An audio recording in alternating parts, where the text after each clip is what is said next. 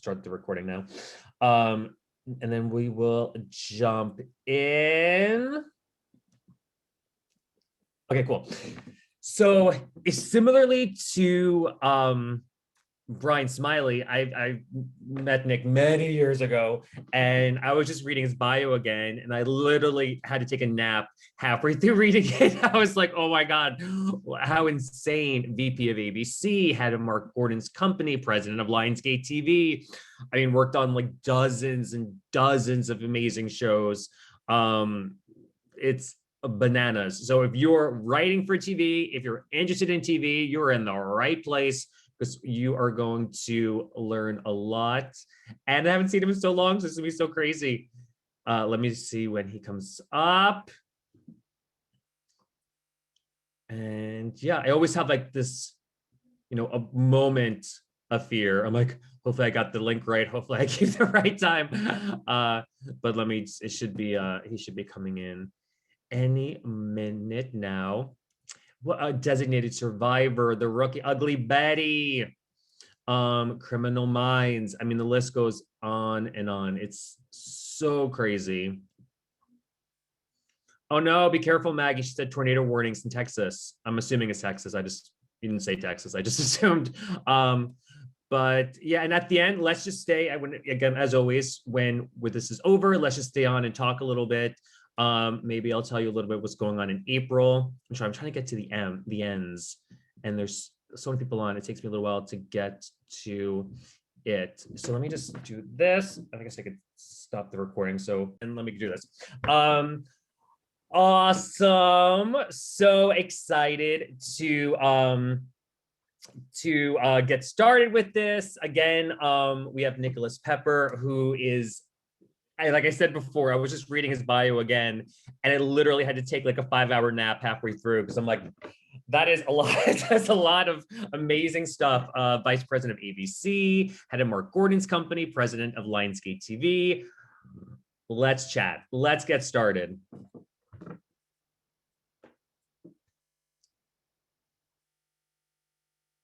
Sorry, I'm turning myself on. There we go. We don't see, there you are. Hi. This is so funny. How are you? I'm doing okay, actually. It's been a little bit of a busy day, but it's going well. Where are you? It looks very exotic behind you. It's just what? Palm Springs. Palm Springs. Oh, that's so nice. Nicholas, I don't want to say proud, but because it's beyond that, I'm so inspired by you. Look at this. Isn't that insane? It's so bananas. Well, I mean, it's been a fun ride, that's for sure. Yeah. Well, let's get started. Sure. So first off, I want to know, since you are the king of TV, what do you love most about TV? Like what really turns you on about it? I think television to me is really inspiring because I say this in kind of the most Pollyanna of ways. I think television changes the world. I think that there's this opportunity to tell stories that get people to think and be entertained and be moved and emotionally connected and have this great time. And unlike movies where you kind of make this social contract to go to this theater and spend all this money and do this thing with this group of people, in TV, you watch it in your intimate space, in your underwear, eating your ice cream with the people that you care about the most. And I think if you tell a story really well and you really think through kind of, what you're trying to say and kind of capture magic, which doesn't happen all the time, but certainly is worth striving for, that it kind of has this profound effect on people. And I think from my time growing up, where I was a massive fan of, shows like the A-Team and Riptide and, Knight Rider and the stuff from being a 47-year-old right now, to nowadays, where television is just so powerful and interesting and expansive. And I love sitting at dinner somewhere when we could do that, or, hearing someone talk about a television show, what it means to them. And I think that's just kind of the coolest thing in the world. Between me and you, putting aside the 500 people listening right now, I am internally squealing, just so excited for you. Like, you just have such a shine. Like, you seem so happy. Are you happy? I'm happy because I'm unemployed right now. It's awesome. For now. So tell me, how has the network landscape changed for you for TV? I mean, network was my bread and butter when I was, growing up in TV. And look, I had a little bit of a circuitous route. And I know we have 30 minutes. I also know I was 5 minutes late. So please, I can go longer because I literally have nothing other to do than to cook dinner tonight. So if you need Right. to it. My whole thing about this business and what we do and what everyone hopefully listening wants to do or does to some degree or some great degree is that like there is no right or wrong path through this business. And I am someone who had a very different path. I started over in LA when I was 30. I didn't know anybody. I thought a studio, was a building somewhere, not an organization. I didn't know the difference between a manager and an agent. I knew one person who was like an actress on a show. I knew another person who was a casting assistant, and like kind of came here and started over.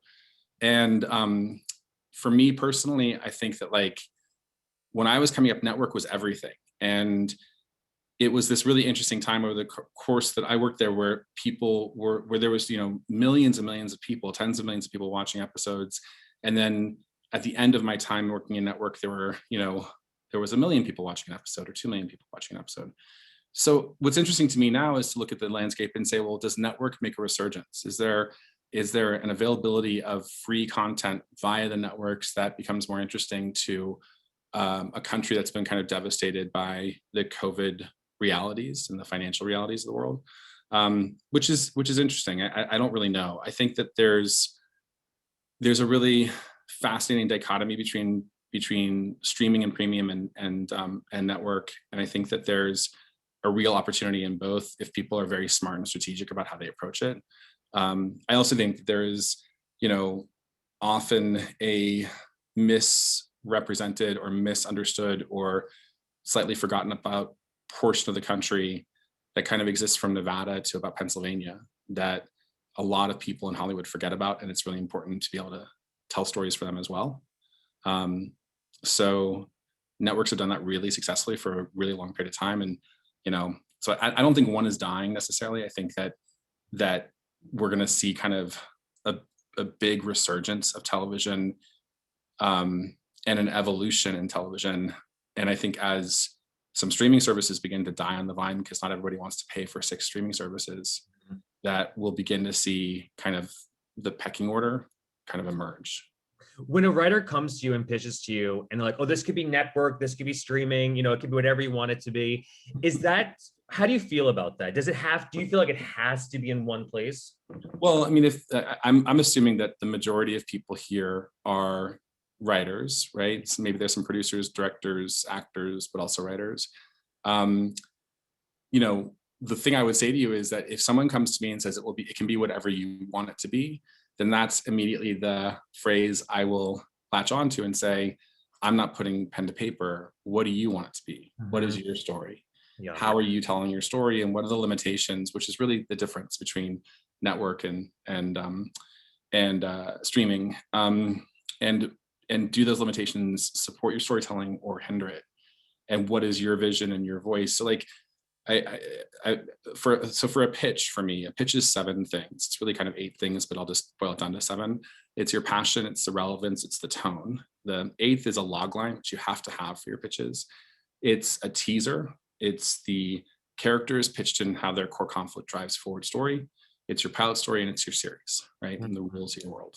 And when someone comes to me and says, hey, here's my pitch, or here's the portion of my pitch that I know at this moment in time, what do you want me to make the rest of it into, or how should I gear it? Then to me, that's an immediate kind of red flag that says this person's trying to kind of conduct business, which I appreciate and I think is really important, but you have to keep your art and your business intersected. Mm-hmm. And if you're just doing business and you're trying to please people, you won't be successful. It won't last. Let's sit in the pitching for a while, because so many of these people came here to learn how to pitch as well. What do you think of tonal comms? Do you like when they say it's this TV show meets this TV show? I think it can be really effective. And I think that it's something to be very, very careful about. And I think that the widest, or kind of the most often mistake I see is a person will come in and say, it's this with this plus this and a little bit of that, and I have no idea the soup that they've made with these 4 shows, right? Um, I think that, like, you know, a pitch is just a tool to communicate the creative vision for a project and to check the boxes that the buyer needs to hear in order to make a financial commitment to move forward with the project, right? Mhm. And oftentimes I think people mistake it and mistakenly think that a pitch is to be 100% comprehensive every single moment of every single episode, much like a film. Or there's been this trend towards these really kind of laborious television pitches that are 45 minutes long and that are frankly really fucking boring. Mhm. And television, especially right now, is a medium where the streamers want to grab the audience by their heart or by their soul or by other things and keep them there. So if your pitch isn't doing that, it's going to be harder to sell. I frankly have really rarely seen a Mhm. pitch for a TV show that needs to go longer than 30 minutes to explain what it is, and really often not longer than 25 minutes. It just is a matter of editing. So comps can be helpful in truncating or kind of consolidating, you know, a lot of information. So can pictures of a cast that you want to potentially have. But all of those elements become even more important because you're putting a lot of weight into the comp that you talk about, the picture of the cast members that you have, the lookbook that you've put together.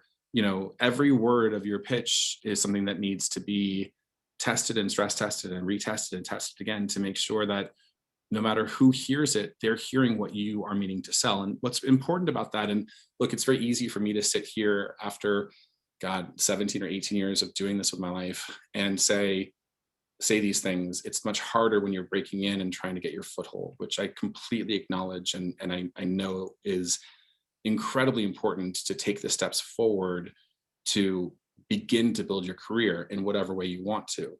And oftentimes you just want to get through the door. You don't really care how you do. And eventually, what is fantastic about this career is that you get through the door and then you realize there's other doors to get through, but you can begin to kind of hold your standards higher or be a little bit more strident about what you want to do or don't want to do, and begin to build either your brand, if you believe in that, or your artistry or your voice, your vision.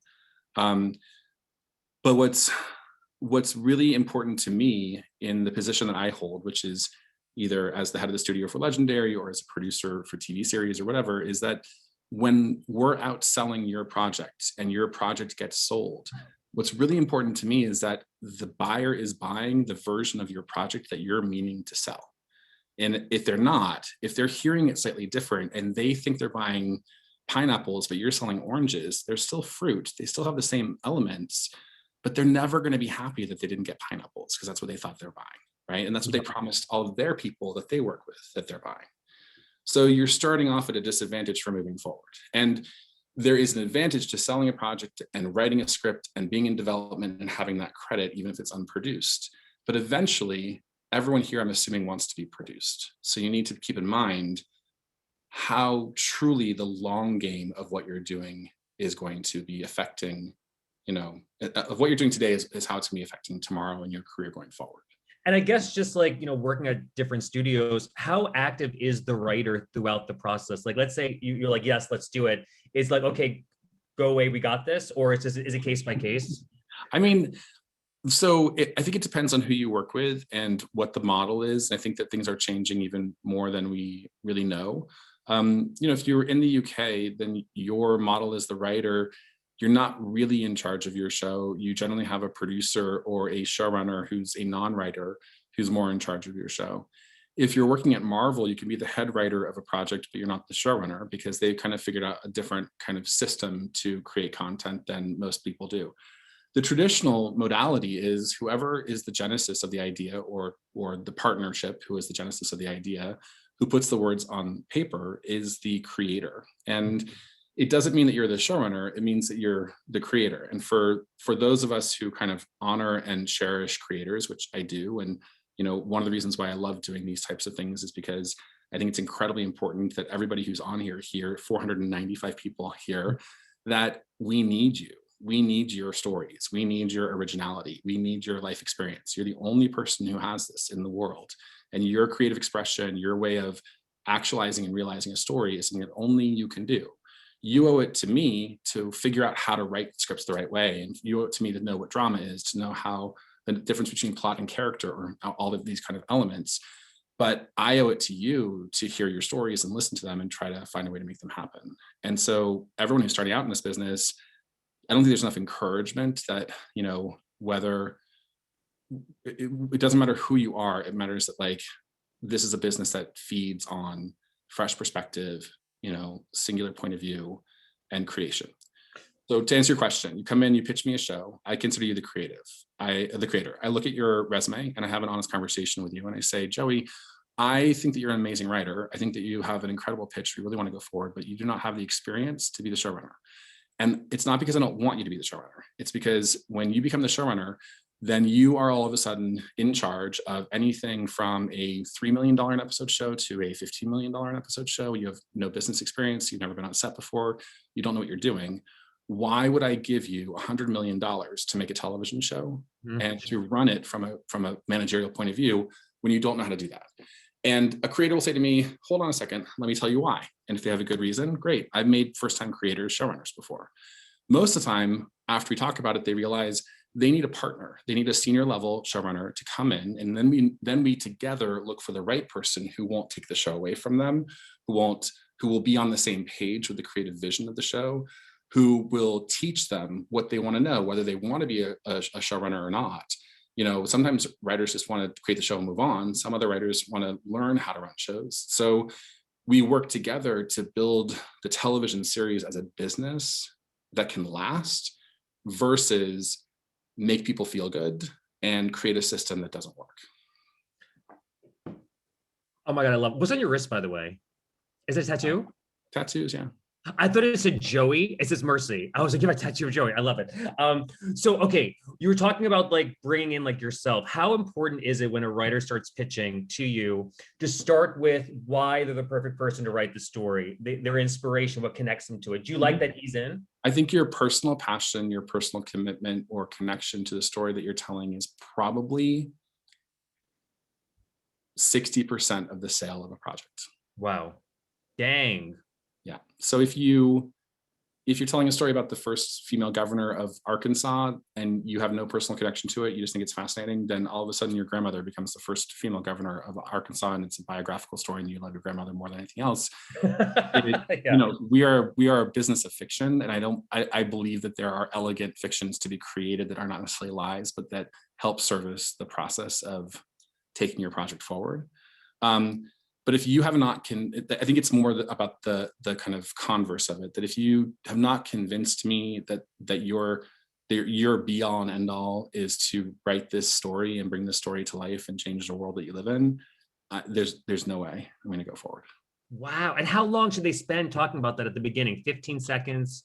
If there was a magic formula of it's 3 sentences or 5 sentences or 10 sentences, I would love to give it. All I can say is it's enough to convince. It's enough to me. I mean, whether it's telling me an anecdote of what's happened in your past, or whether it's talking specifically about why you chose this, or whether it's, your grandmother was the first female governor of Arkansas and you want to honor her legacy because she just passed away and she raised you. Like, it doesn't matter, right? What matters is how convincing can you be? It's just like, the other portions of the pitch, and I'm happy to talk through those 7 or 8 things because they're very important and it's a big deal to me personally. And look, I've sold over 100 shows or projects myself as a producer. The companies I've worked with have sold, several dozen more than that. So, so your passion is the open, your relevance. Why does this story need to be told today, right? If you don't have a reason for the relevance or telling the story today, then don't tell the story today. No one wants to hear it today, right? The tone of the show, which is often where comps come in. And tone is incredibly important because tone is generally misunderstood. And it's interesting when you're in a pitch and if you go pitch like 10 people, if you ever do this exercise, and then you get to the end of the pitch and you ask each of those people to kind of write down what they think the tone of the show is, I guarantee you'll get a different answer for that. Because we all filter, as humans, we filter a story through our own experience, right? And all of our experiences are unique. So So I encourage people to really think about the tone as they're writing their pitch, but to not fill that portion in until the rest of the pitch is completed and you make sure that the tone encapsulates the totality of the pitch. So whether that's, say, it's Desperate Housewives meets Slumdog Millionaire, or it's, Star Trek meets whatever, like, make sure that your comp encompasses and makes sense for the rest of the creative. Can we sit on the comp for a second? Because I often get questions about it. When you say comp, is it thinking of concepts that are similar, or is it just the tone? That's a good question. I don't think it is about,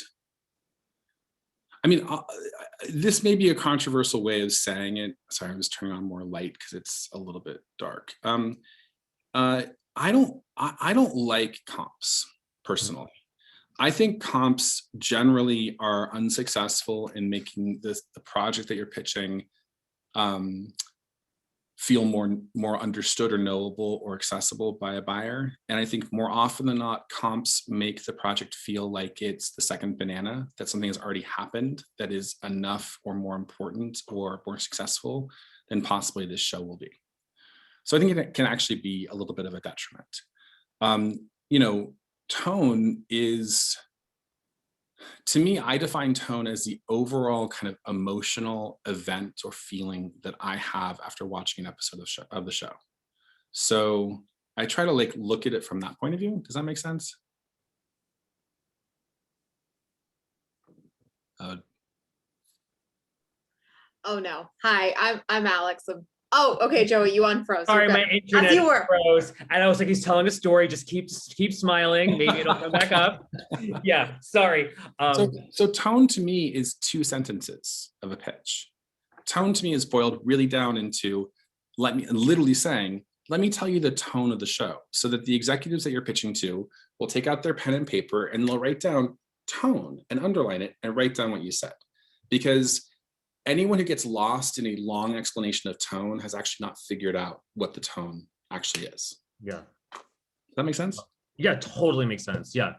Okay, what's the next one after tone? So I like to have a log line, and this is a very formulaic structure, but the structure works because it all builds on each other. So it's passion, relevance, tone. And then it's the log line because every person in that room, whether they're the CEO or they're a low-level development person, has to pitch your project to other people during the course of the development process. They have to pitch it to the marketing person. They have to pitch it to the chairman of the board. They have to pitch it to their boss, whomever, pitch it to their wife or their girlfriend or whomever. And if you don't have a compelling log line that makes people go, ooh, I want to see that, then you don't really have a major kind of selling tool figured out. And a log line has a beginning, middle, and end. It's 2 sentences. And it should be something that kind of is memorable, right? It kind of rolls off your tongue in a way, and you're excited and it feels like it's you. So logline also kind of resets and says, let me remind you, here's the logline of the show, so that they kind of have a baseline for hearing the creative, which comes next, right? So the first 3 things are you and why you're doing the show. Then there's a reminder of what the show is. And then there's the creative of the show itself, of the project itself. And it's the logline of the series, not the pilot, right? Of the series. Yes. Cool.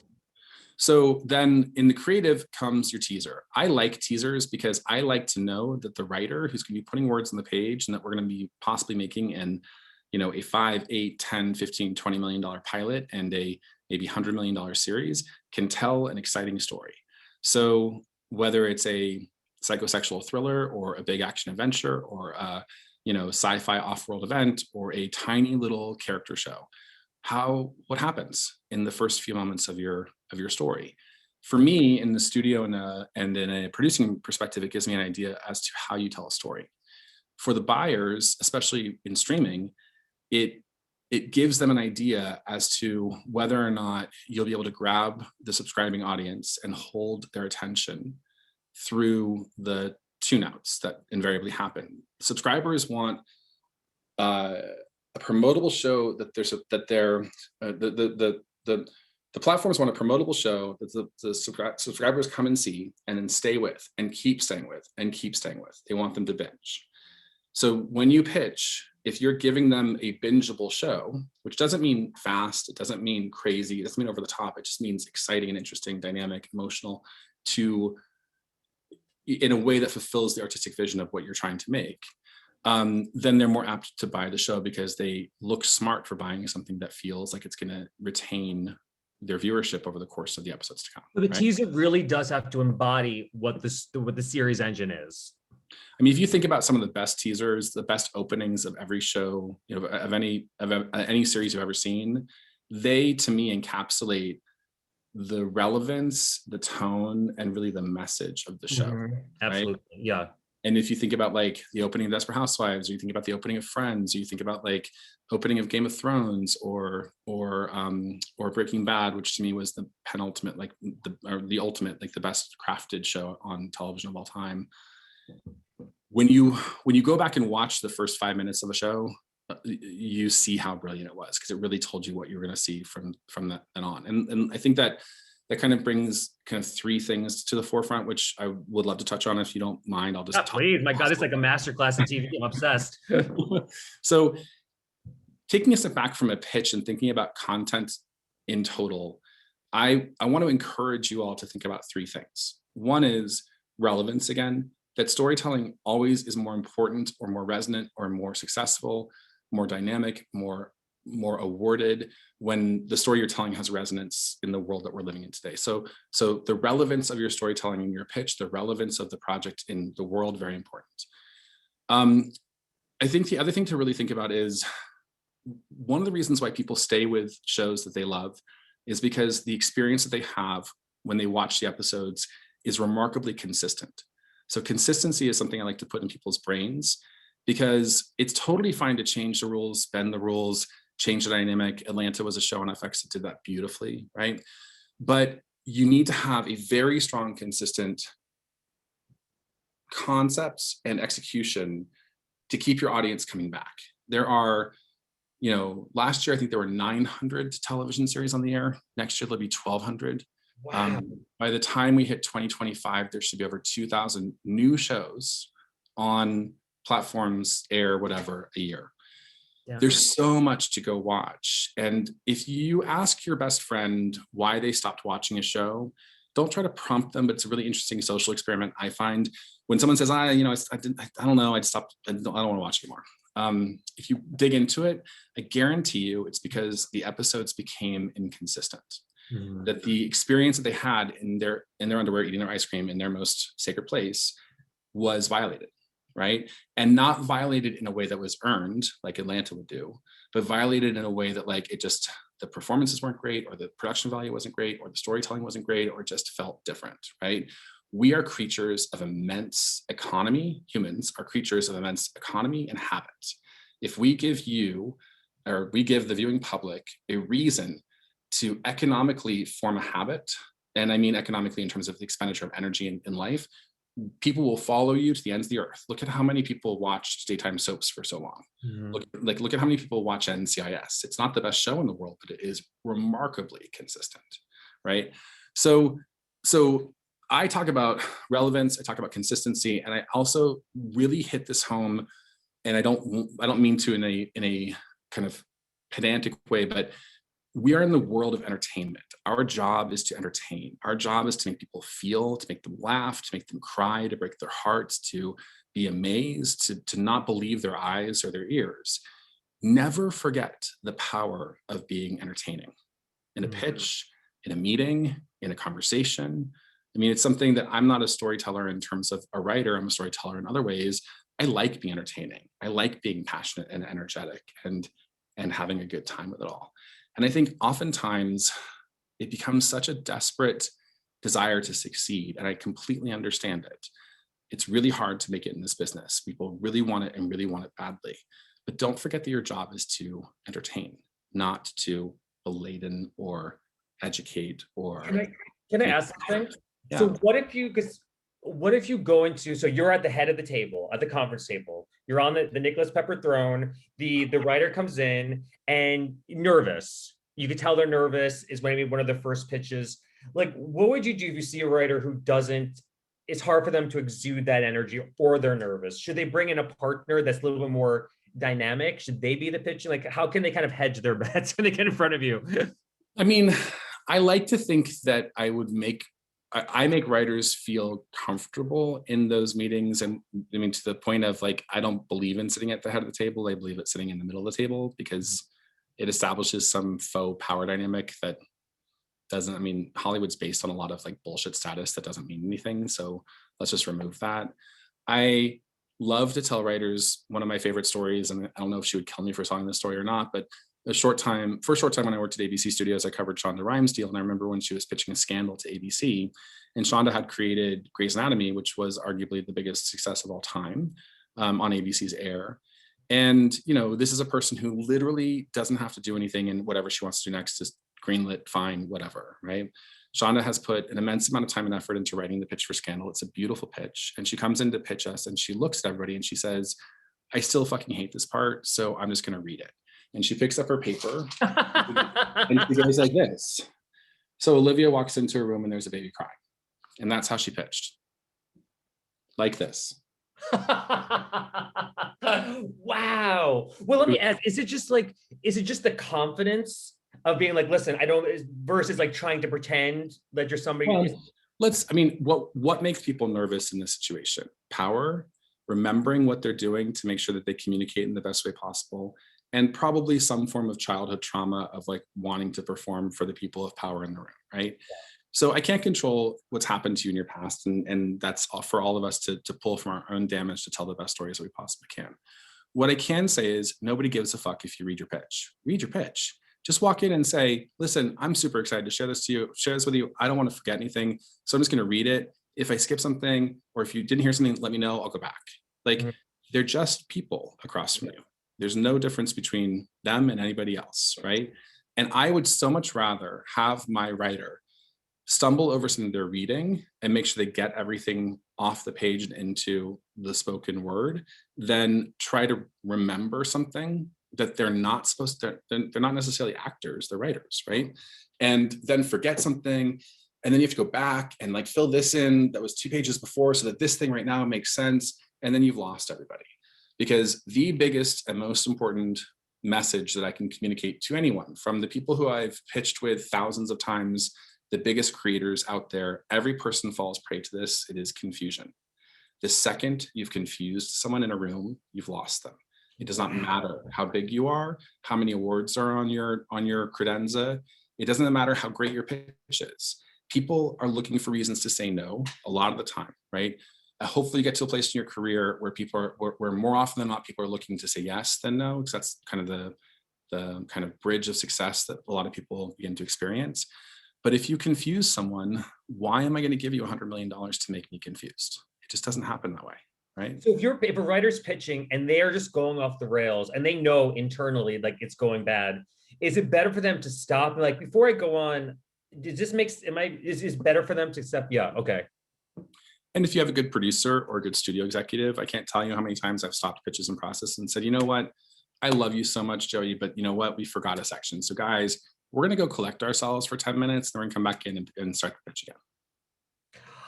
You're like the guardian angel of the room. Well, it's a studio's job. A studio's job is to protect the creative content and kind of keep that intersection of art and business at its apex, right?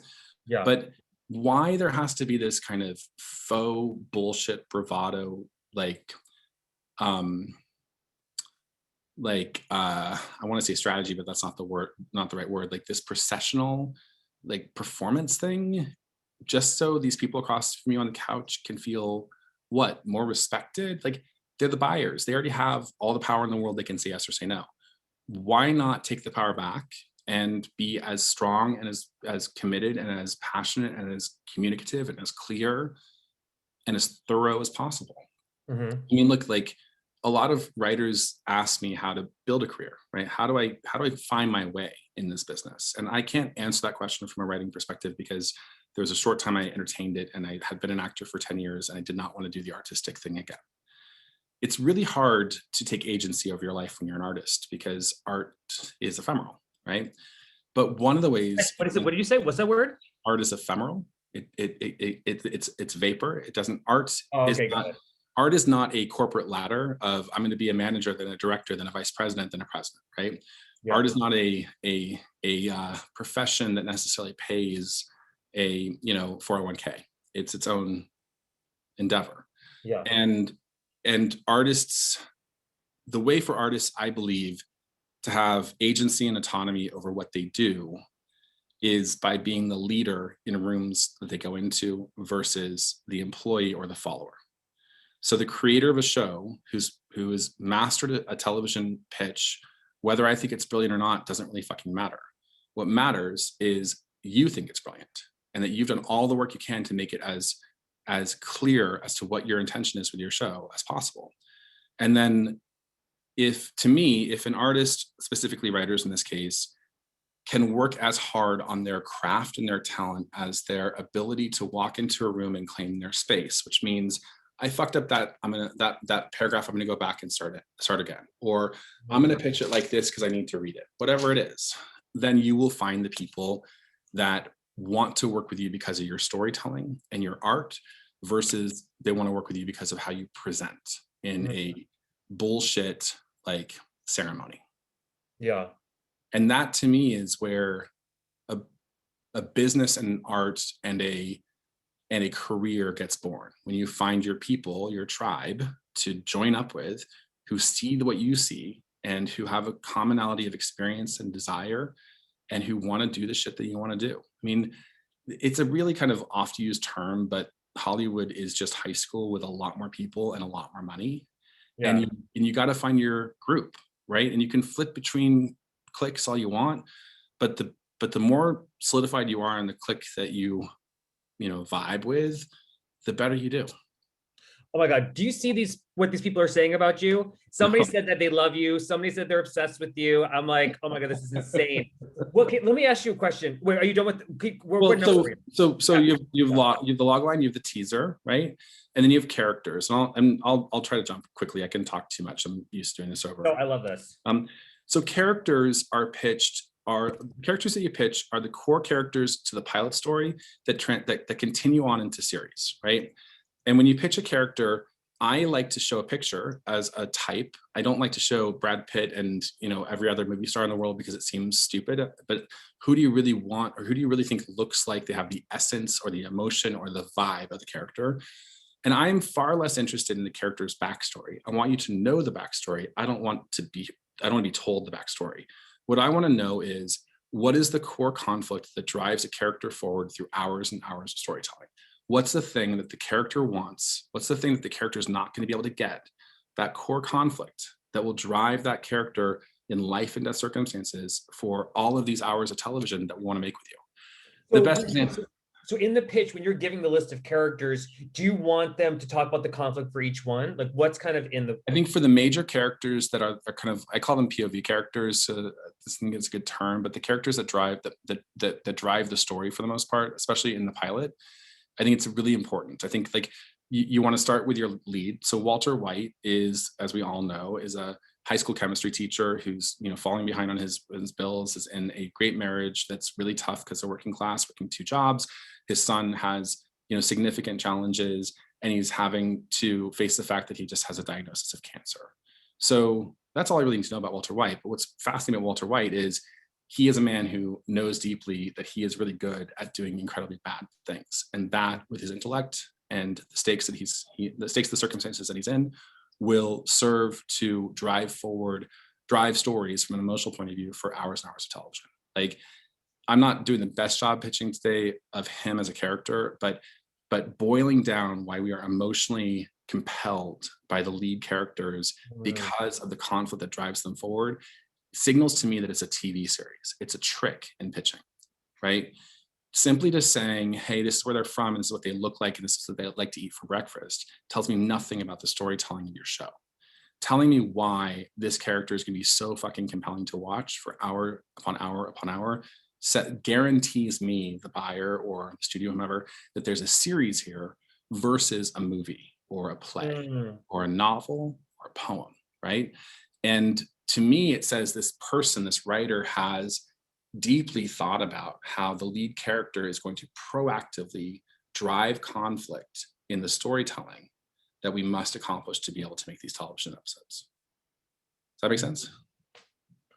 I'm obsessed. This is amazing. This is great. I love it. Okay, yes, keep going. Sorry. So that's character, right? So then we get into the pilot story, which if you're pitching network is more involved, and if you're pitching cable or streaming is less involved. Cable and streaming cares less about pilots because they generally will do full seasons. They won't just air pilots, right? And a pilot story should quintessentially establish the rules of the world that you're existing in, right? So if you are a high concept, emotionally driven, funny psychosexual thriller like Desperate Housewives, then your stories need to encompass that, right? If you're a show that is about leaving Earth and going into, outer space, then your show should establish the rules of that world. It should also set up the characters. It should bring the audience in, and it should have a propulsivity that will make an audience want to watch another episode. And the trick is, especially if you're a feature writer, it's not the first 2 acts of a movie. There's a very different structure in storytelling. Film is 3 acts and much longer, and a television episode is 5 acts and has a different kind of emotional structure and dramatic structure. And it doesn't mean that it's formulaically like, that the the 3rd act has to end on page 32 or whatever. It isn't like that. It just means that like there's more story in television series because ultimately a television series will go longer than an hour and a half or 2-hour movie. So there's a lot more set up. So your pilot story should be a compelling, condensed, exciting, fun version of what you're intending it to be. It should literally be like you watched an episode of television, you picked up the phone right afterwards and you called your best friend and said, oh my God, did you see this show? And this is what happened. And it was so emotional and so cool and interesting. And there's this character and he just broke my heart. Like it should have that kind of vibe to it, right? Let me ask you, and literally when you were over this, just like Joey, I'm out of here. We're already a little over. Let me ask you a couple more questions. I mean, if people need to go, they should go. It's totally fine. Are you kidding me? I'm getting texts saying, where does he live? I need to like stalk him. We hear like conflicting things from people sometimes about like the pilot itself. Like how much should one put into the pilot? Like put it all out there because they want to like see the story, let it breathe. For you, like how much? A pitch is not a comprehensive beat by beat, moment to moment retelling or rehashing of what you are dedicated to writing in your script. A pitch is getting people excited. A pitch is enough information that gets people hyped up to commit to paying you money to write the script. When you get like the problem is that there's no hard and fast rule. I've met many people who pitch an incredible pilot and it's just beautiful and I'm in, right? And they can talk for 50 minutes and I could hear them talk for 50 minutes more. I've met people who are incredibly concise, incredibly brave in their brevity, pitch a show for 15 minutes and it's the most compelling thing I've ever heard.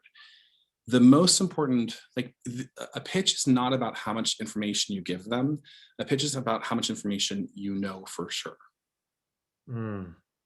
And it is completely fine to not know everything in a pitch. Yeah. But if you're pretending that you know everything in a pitch and you don't know it, that's where you're going to get in trouble. And how about in the script itself? Like, should you put how much plot should be in the pilot? I mean, to me, that's a broad question. That's a very valid and good question, but it goes back to your intention and the relevance and the tone. If your story is a, high octane action adventure and you're gonna be driving fast cars and yada, yada, yada, then you got to have a lot of plot, right? And probably not as much character. But if your story is a, high class single camera comedy about a family, then you need to have a lot of character in that show to make it really worth it because there's not a lot of plot, right? No. So it comes down to artistry, which let me get to in a second, right? Mm-hmm. So you have your log line, you have your teaser, you have your characters, you have your pilot story, and then you have your series or how your series works. And this to me is talking about where you're going. What happens in broad strokes in the first season? What happens in very broad strokes, 2 sentences in the second season? And buyers right now love to hear a writer say, I'm kind of thinking that here's where the story ends, and gives them an ending. Oh, interesting. Right? Yeah. What it does is it further makes them feel confident that you know what your show is versus giving you money and then having to figure out what the fuck your show is, right? Mm-hmm. But I think to the answer, I think the other thing about kind of the how does the series work, or what is the series, is a very important subsection of that is what are the rules of your world? And those rules need to be boiled down to 2 or 3 things. So if you're in a space, if your show takes place in a spaceship, off-world, in deep space, are there aliens, or is it only humans? Is it an analog world, or is it a digital world? Is like, how does communication work, or something to that effect? I think like really boiling down the very basics of, we're going to be telling a story that's primarily in a hospital about a bunch of young interns, and there's going to be kind of high stakes, you know, medical cases every week, but our characters care more about themselves than the cases that they work on. Where would you put the rules of the world in the pitch? On the top? I would put that in the body of how the series works. So Got you it. go through like, here are my characters, here's my teaser, here's my characters, here's the pilot story, and here's where I think the series goes in terms of the storytelling for these characters, and here's what you kind of need to know about how the series works. In my series, we're obviously in a spaceship, but there are no aliens, there is no outside forces, there's only humans, right? Just to give them some anchoring points that the buyers can remember as they go forward. And then, so you take all those 8 things, right? Passion, relevance, tone, logline, teaser, characters, pilot story, series. And the artistry is what I think you're asking. Artistry is how each individual takes the elements that they believe make up each one of these kind of subjects, and how they weave them together. So the story can only, if I gave like empirical, here are the 8 characters, here's the story, here's this, and I gave it to everybody on this call, and I said, you have to take these elements and you have to write me a 10-page pitch, but the elements were this 5 bullet points. Every pitch I get back would be different, and that's artistry. Artistry is where you want to place emphasis, what you want to say, how you want to change the world, what you want your characters to think or feel or do. Do people die in your world? Are people redeemable in your world? I mean, I don't know if people have seen I May Destroy You in the UK about, it's a response to getting raped, and it's a comedy, and I think it is fucking unbelievably brave, beautiful, brilliant, scary, and took an incredible amount of fortitude to process that kind of experience through a comedy. Would I ever think about doing that? Never. I have 2 last questions, and then that's it. I'm so curious. So when somebody's done pitching, they leave the room, there's a moment of silence. What goes on after that? Like, what do you guys talk about behind the scenes? What are some common questions you ask each other to consider?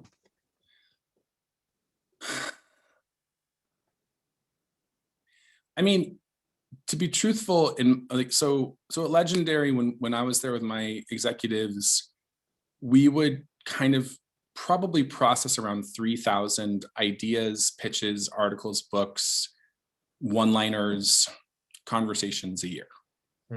We would take forward probably about 40 projects to pitch or go forward with. So the truth is that the other 2,960 projects are very quick. That doesn't work. We don't want that. And it's not any offense to the person saying it. It's either it's not on brand for us, we can't sell it, we didn't like it, whatever it is. There's just a harsh reality that there's a very large percentage that just is kind of a flat no. And it's not meant to be like, I believe in a very fast no. I actually say no a lot in rooms when people pitch me, because they took the time and effort to prepare to pitch me. I owe them the respect of being able to answer the question as to why I would pass in person. So I also believe, and I really try hard in every pitch I've ever had, if I can't take it forward, to give them suggestions about what I think makes it more sellable to other people. Oh, wow. See, all out on the table right there. Absolutely. 100%. Let me tell you right now, I'm not a writer. If I was in a room and you passed on me, I'm like, oh, we're sitting here until you say yes. We're sitting here until we figure this out. So that's great. So it's really, I mean, you are like the decision maker. So like you would be able to say yes or no to the person right then and there. Yeah. The power. The respect. I mean, it takes a lot of balls to walk into a room with people you don't know and say, here's something I've worked on on my own in my computer, and here's what I think about this thing, good, bad, or ugly. Here's what I think. I think that takes an incredible amount of, of personal kind of chutzpah, like it's crazy. And there's so much writing on it for people. And it's so emotionally vulnerable. It's so artistically vulnerable. Why can't people behave like normal folks? And I have a pet woodpecker, I guess, who's coming around, like protects my property now and likes to like sit in a window and stare at me all day. So I'm like, is that my mother? So I believe in having an honest conversation, and it's not ever meant to be pejorative. It's meant to be helpful. I think it's so much more helpful when you can sit in a room with someone and say, listen, I think this part of it is great and this part of it is great, and here's why we can't do it. But this is what I think you really should look at, because, for instance, like if you tell me that your show is a noir, then I can't sell it because no buyers are buying a noir. Well, I'll change noir, but you said your show is a noir. So if that's what you want to do, I'm not for selling something that I then know I will never make. I'm not in the business of that, right? So think about it and change it. And if you change it significantly, let me know. I'd be interested in hearing it. Or if you change it significantly, I still have other problems, I can't go forward, but take it somewhere else, right? So there's just different ways of well, I have a feeling that hashtag respect Pepper is gonna be trending on Twitter in a little bit. Okay, last question. This is all for you. What keeps you going through the ups and downs? What keeps you going?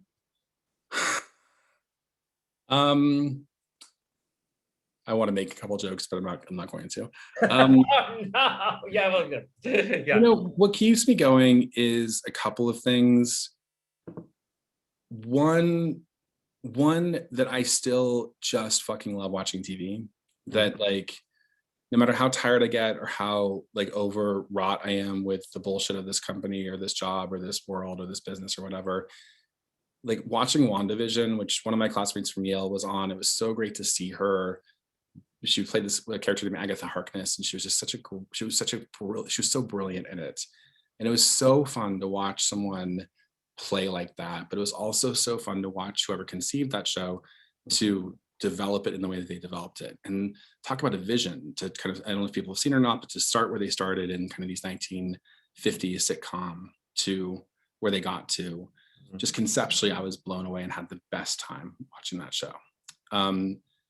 And I like that. I mean, the same thing with It's a Sin, a show that's on HBO Max right now out of the UK about the AIDS crisis in the late 80s and early 90s, which is a time that I was a little bit young for, but did live through, and like having the catharsis, like this incredibly cathartic experience of remembering my friends who passed away at that time and being able to see a representation of that on TV that just was unflinching, that did not pull punches, that did not sugarcoat, that showed people, gay, straight, black, white, as people, faulted and fucked up and flawed.